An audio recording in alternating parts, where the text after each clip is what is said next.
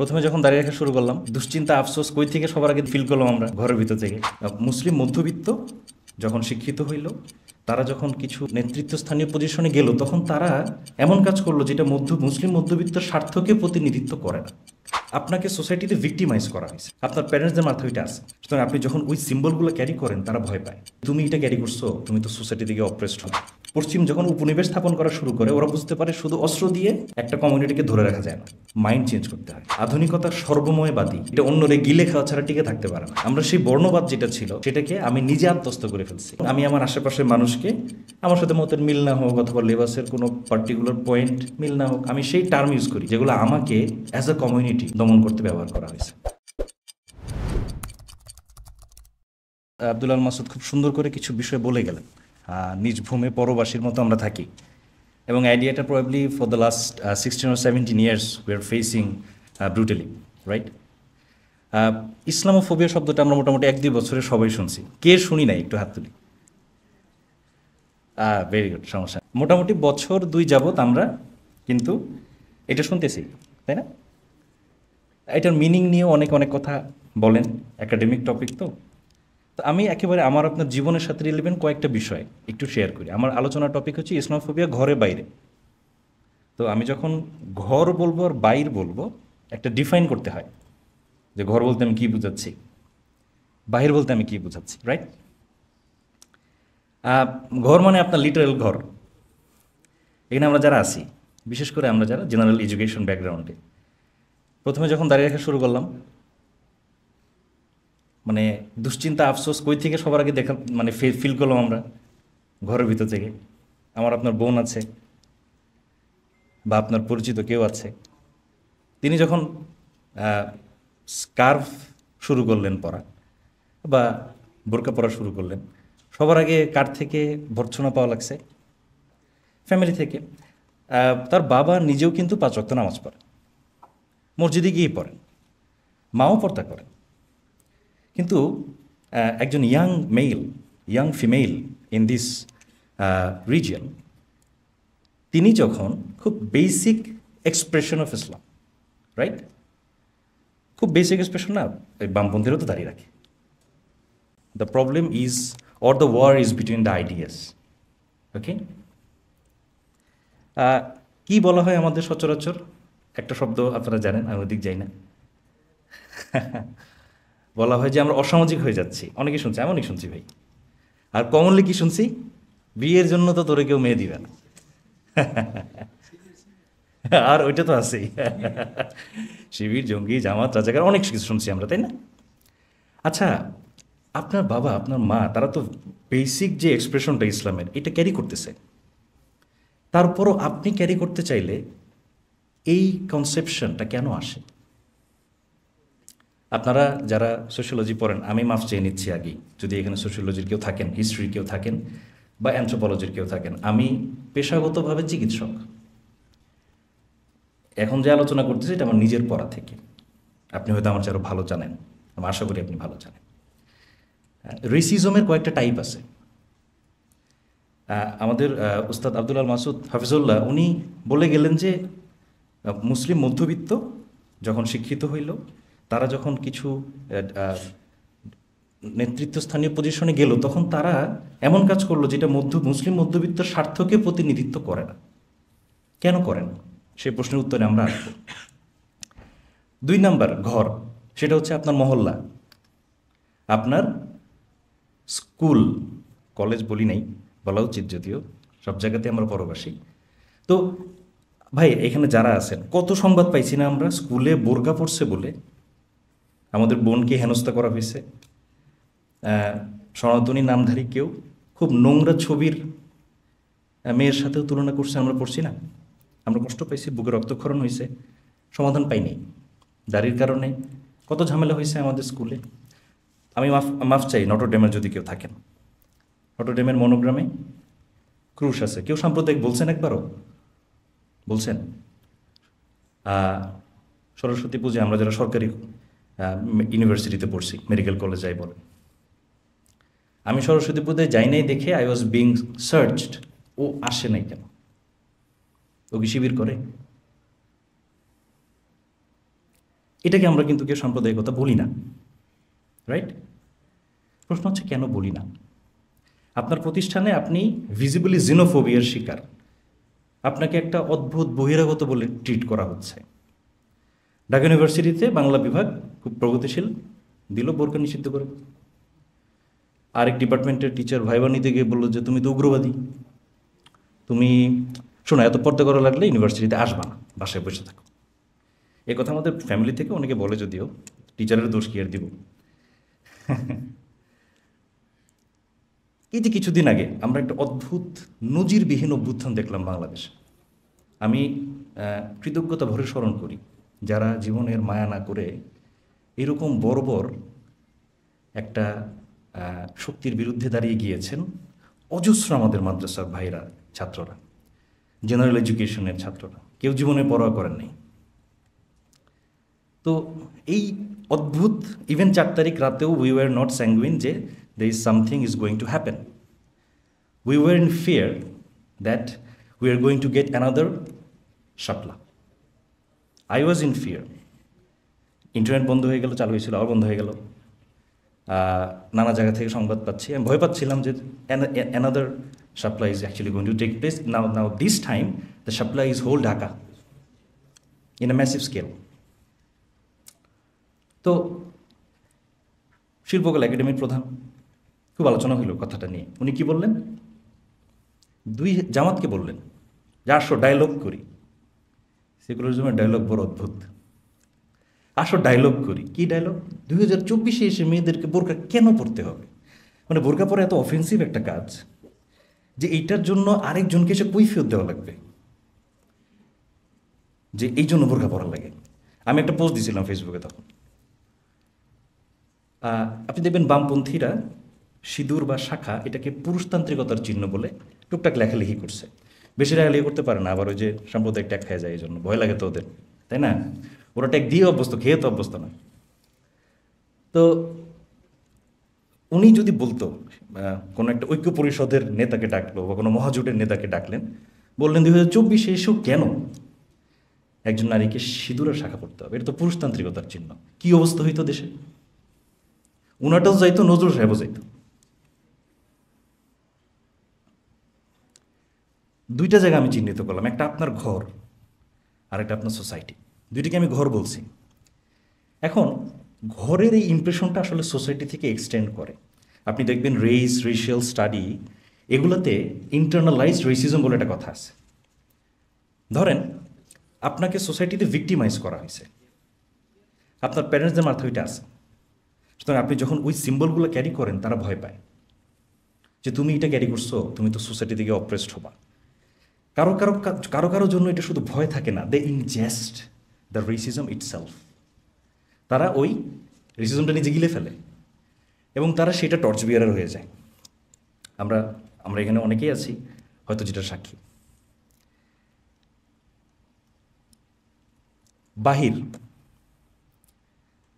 বাহিরেরও দুইটা জায়গা আছে। একটা হচ্ছে রাষ্ট্র। উস্তাদ আব্দুল্লাহ মাসুদ বলতেছিলেন বাঙালি, তাই না? আমার পরবর্তীতে আসিফ ভাই, উনিও এই বিষয়ে আপনার সাথে বিস্তারিত বলবেন, আমি বিস্তারিত যাব না। তুমি কে আমি কে, আমি এই গতকাল উত্তরা দিয়ে আসতেছিলাম, তখন আপনারা দেখবেন ওখানে একটা ঈদগাহ মাঠ আছে। উত্তরা, এটা আমার সেক্টর মনে থাকে না, যাই হোক, রাজলক্ষ্মীর দিকে যাইতে একটা ঈদগাহ মাঠ আছে, ওখানে কাবাবের একটা দোকান আছে। এর আগে এই প্রথম আমি পেন্টিংটা দেখলাম, দেয়াল লিখন, তুমি কে আমি কে, রাজাকার লিখে কাটছে, কেটে বাঙালি লিখছে। And I was saying fascism is actually coming back. কেন এটা আমি বললাম? দেখেন, বাঙালি যখন নিজেকে কল্পনা করছে, কীভাবে কল্পনা করছে, এইটা বোঝার জন্য আমাদের একটু পিছে ফিরতে হবে।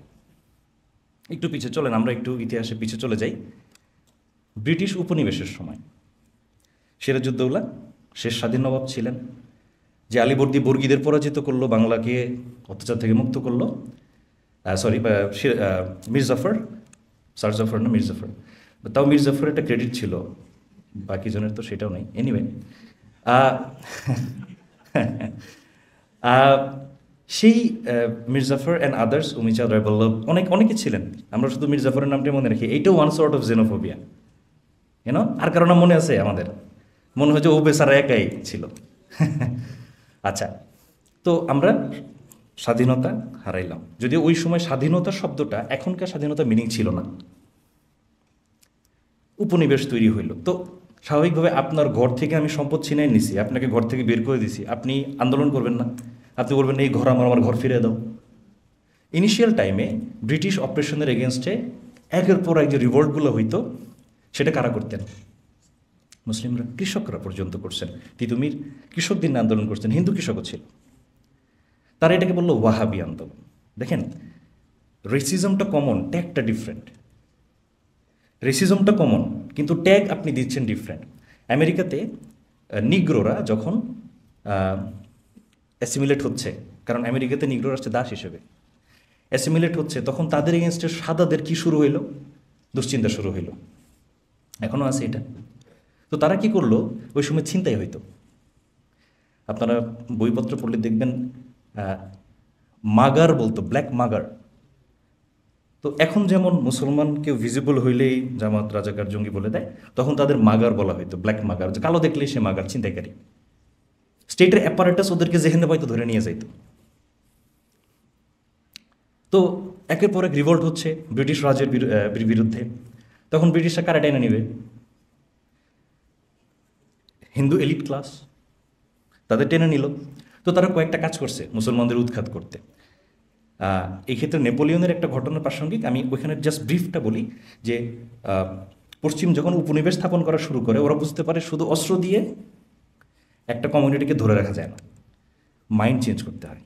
এখানে কিন্তু ওরিয়েন্টালিজমের আইডিয়াটা আসতেছে। তো তারা যেটা করলো, কয়েকটা কাজ করছে। ফার্স্টে ফার্সিটা তারা উঠায় দিল সরকারি ভাষা হিসেবে। তখন চলে আসলো হচ্ছে ইংলিশ। তো এলিট হিন্দু ক্লাস তারা ইংলিশ শেখা শুরু করলো। তখন ইউরোপে আবার আর্যবাদের একটা গুঞ্জন, উৎসাহ দেখা যাচ্ছে। তারা এই দেশে এসে যে কাজটা করলেন, বাংলা ভাষাটার প্রথম ব্যাকরণ কে লিখছে? উনি কি বাঙালি? উনি কেন লিখছে ভাই? আপনি শত্রুকে কন্ট্রোল করতে হলে আপনার শত্রুর ভাষা জানতে হবে। Control for control. তো উনি তখন কি করলো, বাংলার যেটা নর্মাল ফ্লো কয়েকটা শতাব্দী ধরে ডেভেলপ করছে সুলতানি আমল থেকে নিয়ে, হিন্দু মুসলমান সবাই সে আরবি ফার্সি মিক্সড, মানে কলিকুয়াল বাংলায় কথা বলতো। এলিটরা আবার একটু ভিন্ন বাংলায় বলতো। তারা এটাকে চেঞ্জ করা শুরু করে। তাহলে একে তো কী করলো, ফার্সি বের করে দিল, ল্যাঙ্গুয়েজ চেঞ্জ করলো। এখন ল্যাঙ্গুয়েজ খুব স্ট্রং একটা জিনিস। আপনি যে ভাষায় কথা বলেন সেই ভাষায় আপনার মনন গড়ে ওঠে, রাইট?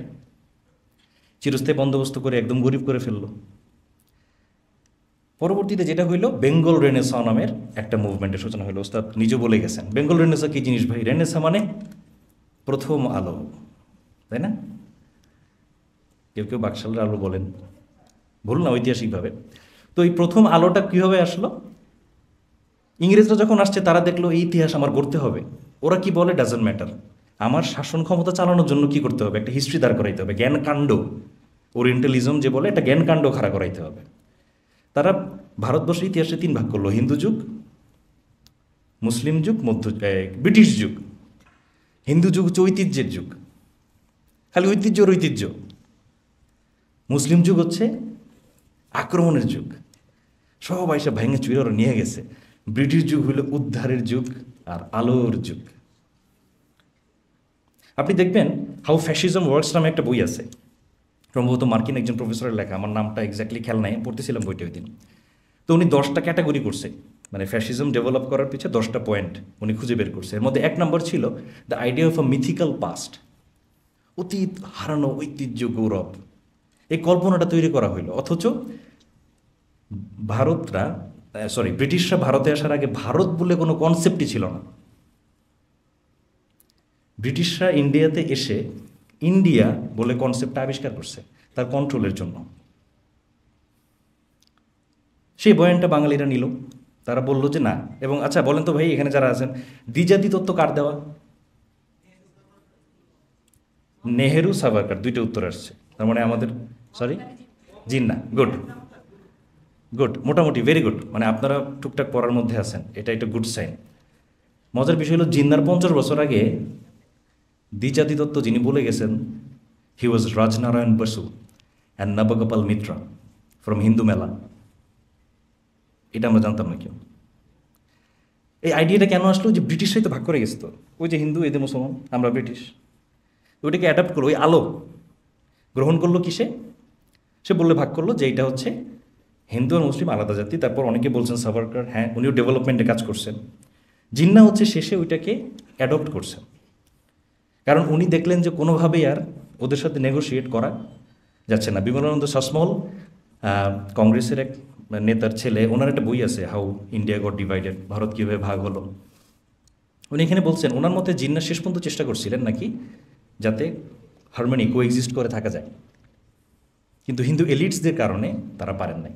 আচ্ছা, দেশ ভাগ, দেশ ভাগ এটার জন্য দায়ী কে? আমরা কি শুনছি ছোটবেলা, আমরা পড়ছি না? কারা দায়ী? জিন্না দায়ী। আদিপাপ আমাদের এই উপমহাদেশে, এই ভূখণ্ডে মুসলমানের আদিপাপ হচ্ছে দেশভাগ, না? জয়া চ্যাটার্জি কেমব্রিজে একটা গবেষণাপত্র লিখে ফেললেন বেঙ্গল ডিভাইডেড নামে। উনি দেখাইলেন ঘটনা উল্টা, ঘটনা উল্টা। হিন্দু এলিট ক্লাস পাওয়ার শেয়ার করতে রাজি ছিল না মুসলমানদের সাথে। তারা বলছে এই যৌবনদের সাথে আমি পাওয়ার শেয়ার কেন করব?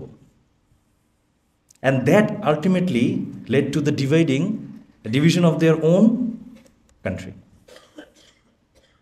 আলোচনা কমপ্লেক্স করবো না, আমি আছি কোথায়? কলোনিয়াল টাইমে কীভাবে বেঙ্গল ন্যাশনালিজম ডেভেলপ করবো। তো তারা পশ্চিম থেকে কি ধার করলো? জাতির আইডিয়া ধার করলো, জ্ঞান বিজ্ঞান কিছু নিল, একই সাথে রেসিজমটাও নিয়ে নিল, যেটা আগেরই ঐতিহ্য। চতুর্বর্ণের প্রথা তো এই উপমহাদেশে বহুত আগে থেকে ছিল। তারপর মিক্স করে প্রথম আলো তৈরি হয়ে গেল। আচ্ছা, এই আলো যে তৈরি করলো কার সংস্কৃতি নিয়ে ভাই? তৈরি করছে কারা? হিন্দু এলিট। ওই হিন্দু এলিটের সংস্কৃতিতেই বাংলার প্রথম আলো তৈরি হইল। ওই আলোতে দলিতের কোনো জায়গা নাই, খ্রিস্টানেরও জায়গা নেই, মুসলমানের জায়গা তো নাই। উল্টা মুসলমান হলো এনিমি, ও বেটা আমাকে 600 বছর কুপাইছে খালি। এই মিথ তারা বিশ্বাস করল। তো এইভাবে বেঙ্গল একটা আইডেন্টিটি তৈরি হইল। তারপর যখন পাওয়ার শেয়ারের সমস্যা তৈরি হইল, হিন্দু এলিট ক্লাস জমিদাররা তারা কি করলো? বিভিন্ন বিপ্লববাদী লোকজনকে প্যাট্রোনাইজ করা শুরু করলো। আপনি ভাবতেছেন বিপ্লবটা নিশ্চয়ই সেকুলারিজমে হয়েছে, মটোটা ছিল সেকুলার। অরবিন্দ ঘোষ উনি নিজেই বলছেন, একজন বিপ্লববাদী কর্মী ছিলেন। ওনার কথা ছিল এইটাতে মোটিভেশন ছিল মা কালী, তাদের ভাষ্যে। অর্থাৎ যারা ব্রিটিশ বিরোধী রেভলিউশনে কাজ করছেন হিন্দু ক্লাস থেকে, তাদের অন্তরে ছিল হিন্দু রিভাইভালিজম। অথচ আপনি ক্ষুদিরামকে প্রশংসা করেন, রিফাত রশিদের গালি দেন। রিফাত রশিদ তো বলছে আমি কালেমা পড়ছি, আমার ভয় নেই। আপনার খারাপ লাগে শুনতে। এই ক্ষুদিরাম যে বললেন আমি গীতা পড়ছি, আমার ভয় নেই, তাকে আপনি ইয়ার্কি করে বিপ্লবী বানায় দেন। তো এই যে আইডিয়াটা তৈরি হইল কলোনিয়াল টাইমে, দ্যাট ওয়াজ অ্যান এক্সক্লুশনারি আইডিয়া। তাহলে এই আইডিয়াতে অপর কে ছিল? আমি আপনি, আমার সংস্কৃতি মুসলমান, আমরা ইন্ট্রুডার, বলে না ঘুষ ব্যাটে, বাইরে থেকে এসে চইরা বসছে। আচ্ছা, তাহলে এখন আসেন, এই আলোটা কাদের থেকে নিছে? পশ্চিম থেকে নিছে না? আলোটা তো আমদানি করা নাকি? এখন বলবেন না এই ইউরোপ পশ্চিমের আলো হইলে হবে না, আলোটা বাংলার আলো হইতে হবে। আপনি ইসলাম আরব ইরানের হইলে হবে না, বাংলার হইতে হবে বললে খুব পশ কথাটা, বাদ খুব। কিন্তু আলো পশ্চিম থেকে নেবেন না বললে এবার একটা প্রবলেম আছে। তো এখানে মজার ব্যাপার আছে। আপনারা ওই ব্রিটিশ কলোনির সময় এখানে প্রশাসনিক কর্মকর্তা ছিলেন জন স্টুয়ার্ট মিলের বাবা, জেমস মিল। সেই হিস্ট্রি লিখল। জন স্টুয়ার্ট মিল এসে লিবারেলিজমের মোটামুটি ফাউন্ডিং ফাদারদের একজন। লং স্টোরি শর্ট, পশ্চিমে যে গণতন্ত্র, মানবতাবাদ, সেকুলারিজম ডেভেলপ করলো, তারা মানুষকে কতগুলো বর্গে ভাগ করছে। একটা হইল সভ্য, আর একটা অসভ্য, বর্বর। তারা বলল একটা সেকুলার আর একটা ধর্ম, এই ক্যাটাগরিগুলো করে তারা মানুষকে শুরুতেই ভাগ করছে। এখন স্বাভাবিক ভাই, আপনার বাসায় ধরেন আপনি অবস্থাপন্ন মানুষ, আপনার বাসায় একজন সাহায্যকারী কাজের লোক আছে, আপনি কি তারে আপনার মেয়ে যে কাপড় পরে সেটা পরান? আমি বলতেছি না এটা রেসিজম, এটা আমি বলতেছি না। বাট তখন ওরা বললো আমি তো সভ্য হতো বর্বর, তাহলে বর্বরের কাছে আপনি আলো নেবেন না? ও কি সারা জীবন এই অন্ধকারে রয়ে যাবে? এটাকে বলা হইল হোয়াইট ম্যানস বার্ডেন। তো তারা তখন এই নিজের কাঁধে মানুষকে সভ্য করার দায়িত্ব তুলে নিছে। কেমনে? নিজ দেশে কালো ব্ল্যাক যারা ছিল তাদেরকে দাস বানায়, বাইরের দেশে উপনিবেশ স্থাপন করে এবং সেখানে লুটপাট করে। এলিজাবেথ অ্যাঙ্কার প্রফেসর, ওনার একটা বই আছে আগলি ফ্রিডম, উনি এখানে স্বাধীনতার এই কদর্য রূপটা দেখাইতেছিলেন, যে স্বাধীনতা তার জন্ম থেকে একটা বৈপরীত্য নিয়ে তৈরি হয়েছে। যে মানুষগুলো স্বাধীনতার কথা বলে ওরা আসলে শ্বেত বা সাদাদের স্বাধীনতার কথা বলতো, আর ওই স্বাধীনতার কথা বলে তারা কালোদের দমন করতো নিজের দেশে, আর বাইরের দেশে গিয়া কলোনিয়ালিজম এস্টাবলিশ করছে। এই জায়গাতে আমি আলোচনা খেয়ে হারাইতে দিচ্ছি না। আমরা কইছিলাম, আমরা বলতেছিলাম ইসলামোফোবিয়া বাইরে থেকে আসলো কেমনে। একটা আমরা পাইছি আমাদের রাষ্ট্রীয় কাঠামো বাঙালি পরিচয়, সেটা যখন ফর্ম হয়েছে তারা যে কালচারাল আইডেন্টিটি নিছে সেটা ছিল হিন্দুর, এলিট হিন্দুর আইডেন্টিটি, অ্যান্ড মুসলমান ছিল আদারওয়াইজড, অপর। আমরা এখন আসতেছি আমেরিকান রেভলিউশনে। আমেরিকান বিপ্লব হইল, তারা আমেরিকার জাতি ধারণা গঠন করলো। আচ্ছা, রাষ্ট্রের একটা অবয়ব থাকে না, সুরত, ওই যে ভাবমূর্তি বলে আর কি, শুনছি না? এই সুরত আপনাকে বলে আপনি কি আর আপনি কি নন, রাইট? সুরত তো এরকম, চেহারার উদ্দেশ্য তো এইটাই যে অমুক ব্যক্তি সে, অমুকজন সে নয়। তো আমেরিকা তার নিজের সুরতটা হাজির করলো তুর্কিদের ডেসপটিজমের বিপরীতে। এই শব্দটা আবার ফ্রেঞ্চ ফিলোসফারের দিকে চলে যায়, মন্টেস্কিউ। আমি আলোচনা আরও লম্বা ছোট করে দিচ্ছি। মন্টেস্কিউ উনি বলতেন যে আসলে খ্রিশ্চিয়ানিটি এই অ্যাডপ্ট করে নিছে সময়ের সাথে, ইভলভ করাটা, কিন্তু ইসলাম ওর মিডল ইস্টার্ন রিলিজিয়নগুলো এটা থেমে গেছে, ওরা অ্যাডপ্ট করে নিতে পারে নাই, ওরা স্থবির। খালি খ্রিস্ট ধর্মটা আলটিমেটলি অ্যাডপ্ট করে শেষমেশ আপনাকে অনেকগুলো আলো উপহার দিছে। আজকে আমরা কিন্তু আলাপ করতেছি ওই আলোর নিচে যে অন্ধকার থাকে সেটা নিয়ে আর কি। তো তারা আমেরিকা তার নিজের অবয়ব তৈরি করলো তুর্কিদের বিপরীতে, কারণ তুর্কিরা তখন উসমানী খিলাফতের পরিচালক ছিলেন। তাহলে চিন্তা করেন তো, আপনি কি জানেন বাংলাদেশে যে মুক্তিযুদ্ধের স্বাধীনতাপত্র কে লিখছে? সুব্রত রায় চৌধুরী। কোন বই থেকে লিখছে? মার্কিন কনস্টিটিউশন দেখি, জেনেসিস অফ বাংলাদেশ বইতে উনি এটা উল্লেখ করছে। তাহলে মার্কিনদের কাছে জাতি ধারণায় অপর কে? তুর্কি মানে মুসলমান। ভাই, একে তো বাঙালিতে আপনি অপর ছিলেনই, এখন আবার মার্কিনটাই না আপনার ডাবল অপর করে ফেলছে। এই দুইটা ধারা আমাদের সময়ে সবচেয়ে ভালোভাবে মিলছে শাহবাগে এসে। একেবারে ভাই সোনায় সোহাগা বলে না, সেভাবে মিলে গেছে। কারণ তখন আমেরিকা কমিউনিজমরে হারাইল, রাশিয়া ভেঙে খান খান হয়ে গেল, আর বা আমরা সব মস্কো, পিকিং, নানা উপদল উপদল ভাগ হয়ে তখন চুরমার। তারপর আমেরিকার কাছে চ্যালেঞ্জ হয়ে দাঁড়াইল কে? ইসলাম। তো সে তখন 90-এর দশক থেকে কিন্তু সে গালফ ওয়ারে ইনভলভ ছিল। এর আগে থেকে তো ইসরায়েলের ওয়ার ক্রাইম সে কন্টিনিউয়াস সাপোর্ট করে যাচ্ছিল। তারপরে 9/11, one of the most memorable event in the last 50 years, the last century. এর পরবর্তীতে আউটকাম কি হইল? সে ওয়ার অন টেররটাকে তার গ্লোবাল এজেন্ডা হিসেবে গ্রহণ করল। ওয়ার অন টেরর মানে কি ভাই বলেন তো কেউ একজন? আমি শিক্ষক মানুষ, তো এই প্রশ্ন করার বদভ্যাস আমার আছে।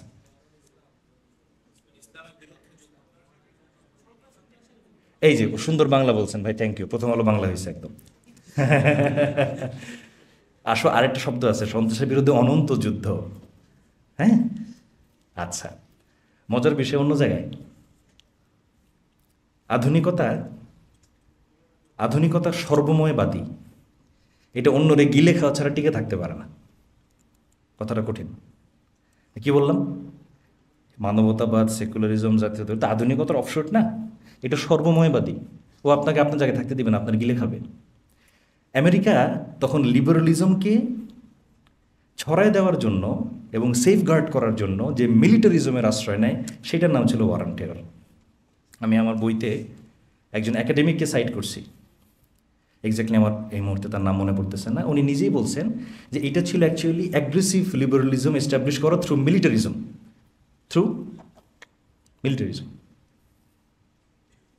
তো এটা চলতেছে কিন্তু world wide, right? In the mean time কী হইল?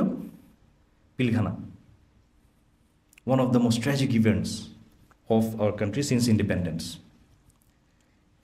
quote unquote, কারণ এটা নিয়ে আপনি ডিবেট করতে পারবেন। তো সেখানে কয়েক বছর আগে থেকে কিন্তু হচ্ছে যে মিলিটারির মধ্যে ইসলামিক মিলিটেন্সি ঢুকছে, এই প্রচার কিন্তু আমেরিকায় চলতেছিল। এরপরে আমরা দেখলাম পিলখানার একটা খুব মর্মান্তিক ঘটনা। তার ঠিক পরে আমরা ইন দ্য মিন টাইম ব্লগস্ফিয়ার, আমরা যারা 90s কিড, আমরা তখন ব্লগের উত্থান দেখলাম। আমি আমার বইতে মেনশন করছি যে এই যে নিউ এথিজম, মুক্ত চিন্তা, বিজ্ঞান মনস্কতা, that was the cultural project of war on terror. খুব শান্তির বয়ান শোনায় না ওই মুক্ত চিন্তক যারা রয়েছেন? You will find references, plenty of references here. They were ardent supporters of military intervention. তারা সামরিক হামলার অত্যন্ত শক্ত সমর্থক ছিলেন। তো সামরিক হামলা নিশ্চয়ই শান্তি নাকি? প্রচণ্ড শান্তি হামলাতে। তো এরপর কি হইল? 2012 আসলো, কিছু ফেনোমেনা, আমি ডিটেল পলিটিক্যাল অ্যানালিসিস যাব না। 13 আসলো। 13তে কি হইল? 1-11 এর মধ্যে হয়ে গেছে। তো 13তে বাঙালি যে আবার সেই জাতীয়তাবাদ, সে গ্লোবাল একটা ফোর্স পাইল এটাকে মুসলিমদের এগেনস্টে ইউজ করার। এটা স্কেপগোট কে হইল? আমার আপনার ভাইয়েরা, বলির পাঠা বলে না, আমার আপনার ভাইয়েরা। আমরা অনেকে জানি। এখন অনেকে বলে না মব জাস্টিস ভালো না। 2013 আন্দোলন কী ছিল ভাই? আদালত থেকে তো রায় দিয়ে দিয়েছিল। এরপরে যা হয়েছে ওটা তো মব জাস্টিস ছিল। তো সেই জায়গায় এসে মিলিত হয় আমেরিকার ওয়ার অন টেরর প্রজেক্ট আর বাঙালির যে চেহারা তৈরির রাজনীতি। সেখানে আপনি কে? We are outsider. তারা তখন একটা ওয়েপন পায় এটাকে কি করার, এক্সিকিউট করার। এবং আমাদের বাংলাদেশের ইতিহাসে অন্যতম বেদনাদায়ক ঘটনার সাক্ষী আমরা হয়তো অনেকে হয়েছি।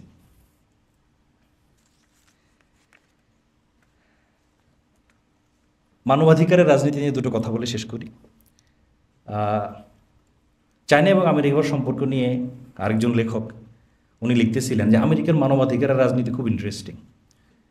যখন তারা দেখে যে পার্টিকুলার কাউকে সাপোর্ট করলে তার লাভ, সেই সাপোর্টার জেনোসাইড করতেছে, মানুষ মারতেছে না কি করতেছে, এটাও তেমন একটা আমলে নেয় না। কিন্তু যখন দেখে এই জায়গাতে আমার হিউম্যান রাইটসের কথা বললে আমার লাভ, তখন সে আবার ওই জেনোসাইড যে করতেছে, মারপিট যে করতেছে, তার বিরুদ্ধে দাঁড়ায় যায়, সিআইকে মোবিলাইজ করে। অর্থাৎ এই মানবাধিকারের রাজনীতি এটা পুরো আসলে কিসের রাজনীতি? মানুষের অধিকারের স্বার্থের রাজনীতি। তো আমরা যদি সামারি করি আমাদের আলোচনার, ইসলামোফোবিয়ার এই যে বাহ্যিক অবস্থাটা, একটা হিউজ প্যারানয়া, এটা আমাদের প্রতিটা মানুষের মধ্যে ঢুকছে, আমার পরিবারে আছে। আমরা সেই বর্ণবাদ যেটা ছিল সেটাকে আমি নিজে আত্মস্থ করে ফেলছি, এবং আমি আমার আশেপাশের মানুষকে, আমার সাথে মতের মিল না হোক অথবা লেবাসের কোনো পার্টিকুলার পয়েন্ট মিল না হোক, আমি সেই টার্ম ইউজ করি যেগুলো আমাকে অ্যাজ আ কমিউনিটি দমন করতে ব্যবহার করা হয়েছে। আমি আগে বলছি বাঙালির জাতীয়তাবাদী চেতনা এবং বৈশ্বিক যে লিবারাল ওয়ার্ল্ড অর্ডার, এই দুইটা মিলে যে জায়গাটা দাঁড়াইছে সেটাই শাহবাগ।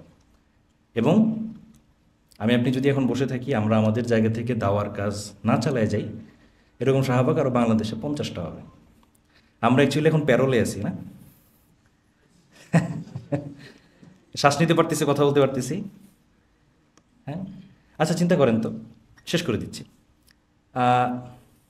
এখনকার যারা ক্ষমতা চালাচ্ছেন তাদের বিষয়ে অভিযোগ আছে না যে তারা মানুষের যে স্পিরিট বা যে স্পৃহাটা ছিল, যে আকাঙ্ক্ষা ছিল, এটার সাথে তারা সদ্ভাব করতেছেন না।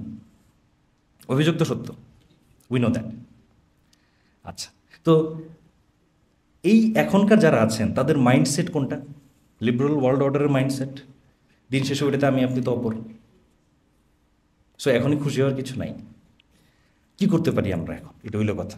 যে ভাই আপনি অনেকক্ষণ এই ইসলামোফোবিয়া নিয়ে আলাপ করলেন, করবো কি? চলে যাব ওই ছাগল নিয়ে পাহাড়ে চলে যাব? আমাকে আপনাকে আল্লাহ তো এই জন্য বাংলার জমিনে পাঠায়নি, কারণ আছে পাঠানো। আমরা যতটুকু পারি যার জায়গা থেকে খেদমত করব। তো আমার কিছু, আমি যেহেতু পলিটিক্যাল অ্যাক্টিভিস্ট না, আমি থিওরিস্ট, যারা মূলত রাজপথের রাজনীতির সাথে জড়িত তারা হয়তো আমার আরও ভালো বলতে পারবেন, কারণ তারা এটা ফেস করছেন। আমি কয়েকটা পয়েন্ট বলতে পারি আপনাকে, আমার আইডিয়া একটু শেয়ার করি যে আপনাদের সাথে। 1 নম্বর, সামাজিক সচেতনতা। প্রতিটা মানুষকে এই বিষয়ে কনসাস হইতে হবে যে আমরা রেসিজমের শিকার, কাঠামোবদ্ধ রেসিজমের শিকার, সিস্টেম্যাটিক অপারেশনের শিকার, এবং existing system philosophically and structurally এটাকে নার্চার করে, এটাকে পুষ্টি দিয়ে সে বাঁচায় রাখছে। Number 2, this is the very tough one. বাংলাদেশে ইসলাম নিজের পরিচয়ের সাথে ধারণ করে রাজনীতি করেন এমন অনেক দল আছে, তাই না? বাট সবচেয়ে টাফ যেটা, সেটা হইল ইসলাম অ্যান্ড মুসলিম ফার্স্ট, এই নীতিতে সবাই এক হওয়া। এটা বলতে আমি কি বোঝাচ্ছি? এর মানে হচ্ছে অ্যাজ আ কমিউনিটি মুসলিমদের যেটাতে ভালো হয় সেইটা হবে আমার দলের মোটো। কোনো মুসলিম ভাই অন্যায্যভাবে মামলা খেয়ে জেলে গেলে আমার মোটো হবে তাকে লিগ্যাল সাপোর্ট দেওয়া, কমপ্লিটলি আমার ফান্ডিং দিয়ে তাকে ছাড়ায় নেওয়া। এরকম 10টা কেস করেন, 11 নম্বর মামলা দিতে গিয়ে পুলিশ 3বার ভাববে। এটা আমাদের জন্য খুবই কঠিন। রাজনৈতিক ঐক্য যদি আমরা করতে চাই, আমি আগে বলতেছি আমি পলিটিশিয়ান না, আমি থিওরিস্ট, বাট আমার মনে হয়েছে ইসলাম অ্যান্ড মুসলিম ফার্স্ট এইটা যদি আপনি আগে রাখেন, তাহলে এখনকার পরিবর্তিত পরিস্থিতিতে কিছুটা হইলেও হয়তো পিঠ বাঁচতে পারে, আল্লাহু আলাম। Strong legal and social support, strong legal and social support, এটা খুব দরকার, খুব দরকার। বিশেষ করে যারা নন মুসলিম হন তারা অত্যন্ত প্রেশার ফিল করেন, কারণ তারা কোনো সোশ্যাল সাপোর্ট পান না। পাইলেও সেটা কপাল ভালো কোনো একটা সংস্থার সাথে যুক্ত হয়েছেন তারপরে পান। So we need strong legal and social support, as well as যেটা খুব দরকার, national and international lobbying group. এটা খুব দরকার। আপনারা হয়তো জানেন যে সিলিকন ভ্যালিতে কিন্তু হিন্দুত্বা এর যে আপরাইজিং, এটা নিয়ে ইন্ডিয়ান যারা থিঙ্কার আছেন তারাই কিন্তু জানানোর চেষ্টা করছে যে এটা আপনি ধরেন, যদিও ওটা লাভ হয়তো হয় নাই, কেউ বলতেছেন। But we need pressure group, national and international pressure group. কারণ যারা আছেন আপনার মসনদে, তারা যদি তার চেয়ারের ব্যাপারে থ্রেটেন ফিল না করে, তাহলে আপনাকে আমলে নেবে না। সে কখনই আমলে নেবে না। চিল্লাক সমস্যা নেই, 3 দিন গান গাবে, 4 নম্বর দিন কাওয়ালি গাবে, 5 নম্বর দিন ডিপ্রেসড হয়ে চলে যাবে, সমস্যা নেই। So we need national and international lobbying group. তবে কোনোটাই এগুলোকে আমাদের বিজয় দিবে কিনা? সালাহউদ্দিন আল্লাহ ইউবি রাহিমাহুল্লাহ, উনি রাত্রেবেলা কী করতেন? সৈনিকদের যে তাবু, ওখানে গিয়ে কী করতেন? ওঠো, সালাত পড়ো, বিজয় আল্লাহ দিবেন। আমার যত মনে পড়ে, আমি তো আসলে অত মনে রাখতে পারি না, ওমর রাদিয়াল্লাহু আনহুর ঘটনা। উনি যুদ্ধের রাতেও কি বলতেন না? সুবহানাল্লাহ, আলহামদুলিল্লাহ, আল্লাহু আকবার। এই জিকিরগুলো উনি যুদ্ধের রাতেও বলতেন না। আপনি তো একটু টেনশনে পড়লেই ভুলে যাই। সর্বোপরি দোয়া, আমল, দাওয়াত এবং জানমালের কোরবানি সব কিছু মিলে যদি আমরা পারি, হয়তোবা এই 56,000 বর্গমাইলের কারাগার থেকে একদিন মুক্ত বাতাসে শ্বাস নিতে পারবো, সেই কামনা মনে রেখে আপনার থেকে বিদায় নিচ্ছি। আসসালামু আলাইকুম।